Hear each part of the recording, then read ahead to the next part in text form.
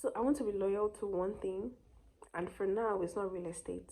So so even if I'm going to look for a mentor right now, that's true. I was going to register for someone's class. Yes. So that if even if I want to, oh my god, I forgot what else I was saying. So even if I want to, yes, even if I want to get a mentor right now, I will prefer that the mentor is someone that is a creative and in the creative space that can take me by hand and lead me to becoming, you know, that person. At the same time, I also want someone who is grounded in the word, someone that would um um help me spiritually in my spiritual growth. So it's not just like the business growth. I want a mix of both business and God in it. That's like the kind of thing I'm looking for. So I mean, Pastor Grace is just amazing because I was just like, oh my god, I listened to her in the brunch.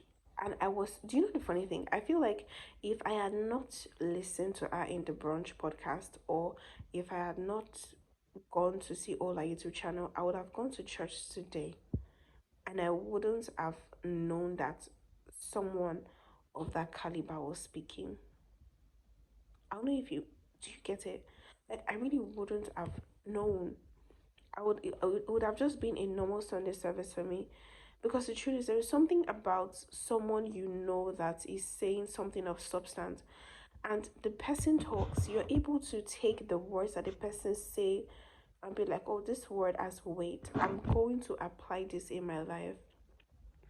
That was that moment for me.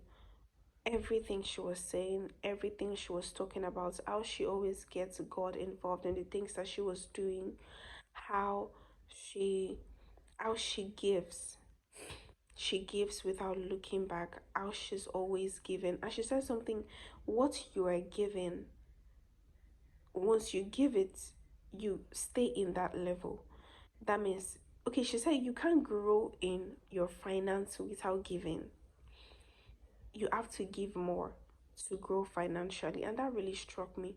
And honestly, it's not like it's something that I don't know. It's something I've always known. But you know how that's when you know something, you need some sort of reassurance over and over again that this thing actually works, and you need to keep doing it. And sometimes we as Christians, we are always drowned in other people's thoughts. For example, now this is my thoughts. The fact that when you give and keep giving, you always have. But many times when you go out to your environment, the things you watch maybe on the internet, you discover that that particular thought process begins to wind down and fade, because you are no longer hearing your own voice, which is what you've accumulated from the word of God and from attending services.